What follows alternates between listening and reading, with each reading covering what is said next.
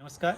मैं जैसलमेर में हूँ इस वक्त और ये जो आप मेरे ऊपर सर में देख रहे हैं ये टोपी, ये जैसलमेर की शान है और पहचान है। और आज मैं दो बहुत ही यंग लड़कों के साथ हूँ और ये थारपारकर पर इन्होंने इस इलाके में काम किया है और पिछले कई वर्षों से कर रहे हैं। अभी इनकी उम्र 22 साल है, 24 साल, इनकी 24 साल है, ये इनकी 18 साल। देखिए अभी अभी बालिग हुए हैं एक तरीके से। और ये पिछले कुछ वर्षों से थारपारकर पर काम कर रहे हैं और इन्होंने अच्छा काम करके अच्छे नंदी तैयार करके साबित कर दिया है। तो सबसे पहले आप खुद अपने बारे में बताइए कि आपने क्यों गौपालन पे आप आए, आप क्यों थारपारकर आपने पालना शुरू किया। पहले आप बताइए, फिर छोटे भाई हमारे ये बताएंगे। एक तो सर क्या है कि ये सारा हम खुद ग्रामीण परिवेश से हैं, तो हमारी 7 पुश्तें भी गाय पालती आई है। तो हमने कोई नया कुछ नहीं किया। हम हमारे जो घर वालों की हमें गाय दी हुई थी, हम उसी को आगे बढ़ा रहे हैं। हम उनका भी हेल्प कर रहे हैं।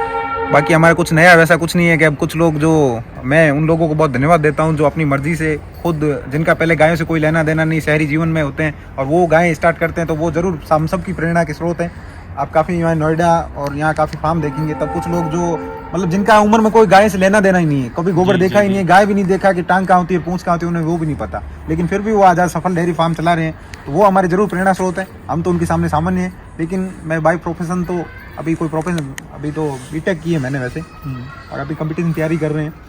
और गायें थारपारकर हमारी यहाँ की मूल नस्ल हैं और मूल नस्ल को ही हम बढ़ावा दे रहे हैं, समर्थन दे रहे हैं भरत जी और हमारे जो भी साथी हैं उन सबके सहयोग से। ये तो पूरा थारपारकर का क्षेत्र है। ये तो चलो आप 24 साल के हो गए, आप तो 18 साल के हो गए। अपने बारे में बताओ, आपका क्या नाम है और क्यों आपको लगा कि यार हाँ मुझे भी अब थोड़ा सा गौ माता के नज़दीक रहना चाहिए।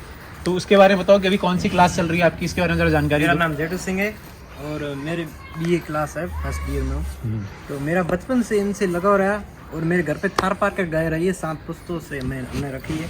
तो मैंने सोचा क्यों ना हम इसे आगे बढ़ाएं, उनका संवर्धन करें। जो आज नंदी की बहुत बड़ी कमी हो रही है, इनकी ब्रीडिंग करें और इनके आने वाले जनरेशन इनसे भी अच्छी आए, इसकी मेरी पूरी कोशिश रहेगी। और यही तो अब मैंने सुना आपने एक बहुत अच्छा नंदी का पालन पोषण किया। अब वो कहाँ गया वो नंदी, उसके बारे में जरा जानकारी दीजिए। मैंने भारत जी को दिया था और ब्रह्म कुमारी आश्रम में। अच्छा, उसका कुछ रिकॉर्ड, उसकी प्रजनी कुछ इसके बारे में बताओ कि कैसे ये माँ है। इसका 20 लीटर दूध है। अच्छा, और उसकी प्रोजनी अभी आ रही है। अच्छा, 3 साल का ये अभी युवा है। अच्छा। तो देखिए ये अभी ड्राई पीरियड चल रहा है इस गौ माता का, और देखिए कितनी अलर्ट है। उसे लग रहा है कि कोई आया है, कोई नया चेहरे वाला आया है, नई भंगिमा वाला आया है। तो वो उसी चौकन्ना होकर देख रही है। थारपारकर की खूबी है, होती तो बहुत सौम्य है, बहुत शांत होती है, लेकिन उसे अभी लग रहा है कि कोई अननोन लोग आए हुए हैं। तो उनको देख के वो अलर्ट हो चुकी है और एकदम देख रही है। तो आप दोनों जरा थोड़ा सा मेरे को बताइए कि मतलब थारपारकर हम कहते हैं, थारपारकर बड़ा का चुनाव करने में अगर कोई गौपाला में आना चाहता है उसे ढूंढने में बड़ी दिक्कत होती है। जी सर। और तो आप कैसी मतलब गौ माता सर्वश्रेष्ठ आप मानते हैं कि हाँ ये सर्वश्रेष्ठ है, ये प्योर थारपारकर आपकी नज़र में? जी सर, थारपारकर एक तो कद में मजला कद होना चाहिए, राठी से बड़ा और लगभग साहिवाल के लगभग बराबर, और कलर में वाइट होनी चाहिए, और जो एक ज़्यादा लंबी नहीं होनी चाहिए, जैसे ज़्यादा लेंथ हो, और इसका जो हार्ड मांस होता है वो बराबर एक मीडियम साइज का होता है। आप पॉन्क्रिस देखेंगे तो बड़े हार्ड मांस की होती है, बड़ी लंबी भी होती है, बड़े सींग भी होते हैं, और थोड़ी यूँ पुट्ठा भी लंबा होता है। तो इसका पुट्ठा छोटा होता है और मतलब मसल्स जो भी इसकी थोड़ी नॉर्मल होती है, तभी ये मतलब जो पहाड़ी इलाके उनमें भी, अभी आप जैसलमेर से इस तरफ से आएंगे तो आपको प्लेन दिखा होगा, ये प्लेन में भी सर्वाइव कर सकती है, ये रेगिस्तान में भी आराम से जा सकती है। तो ये क्या है, जो इसका जो मजला कद है वो इसे मतलब ये सब यहाँ रहने के लिए और मजबूती प्रदान कर रहा है। अच्छा, मुझे एक चीज़ और समझाइए। थारपारकर के लिए कहते हैं कि ये थारपारकर जो है उस रेगिस्तान को पार करने की क्षमता रखती है, पाकिस्तान के थारपारकर इलाके से ये संबंध रखती है, यहाँ जैसलमेर तक ये आती है। तो ऐसी कौन सा गुण है कि ये थारपारकर उस रेगिस्तान को भी पार कर लेती है? एक प्राचीन परंपराओं पर विश्वास करें तो काफ़ी नस्लों को मिलने से कुछ नस्लें बनती है।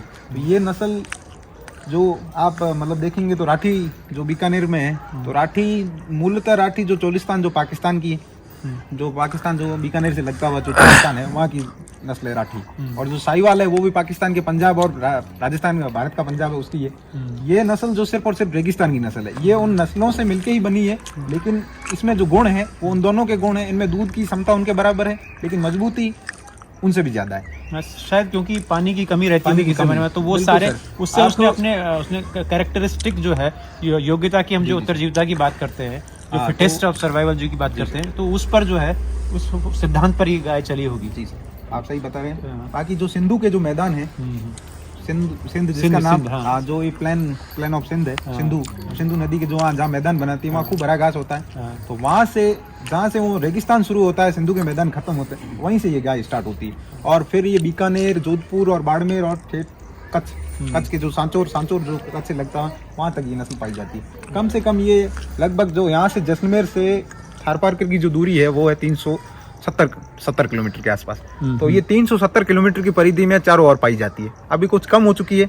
बाकी जिस प्रकार से आप सभी भाइयों का जब सहयोग रहा तो आप बड़ी लार्ज संख्या में भी थारपारकर को देखेंगे। अच्छा, बस एक लास्ट क्वेश्चन मेरे को और बताइए, आपके यहाँ तो घास की कैसी वो है, हरे ग्रीन फॉडर, और आपका फीड मैनेजमेंट आप कैसे करते हैं इस क्षेत्र में? अब सर ग्रीन फॉडर तो यहाँ इनको कोई विशेष मतलब बरसात के जो 2 महीने 1.5 महीना होता है वही उपलब्ध हो पाता है। बाकी साल के 10 महीने भी ये पूरे सूखे पे निर्भर है। तो यहाँ जो अभी तो वनस्पति की हालत बड़ी खराब बबलू ने कर रखी है। हाँ। बाकी जो मतलब बरसात के आसपास इर्द गिर्द मतलब कुछ खास ठीक है ना, मतलब पौष्टिक घास उपलब्ध हो जाता है। पौष्टिक घास मतलब उत्तराखंड और पहाड़ी इलाकों जैसा तो नहीं होता, लेकिन ये यहाँ के नॉर्मल घास को भी पौष्टिक मान के अपना मामला सारा ठीक ठाक कर लेती है। तो देखिए, ये कम सुविधाओं में एक बेहतर रिजल्ट देने वाली गाय है।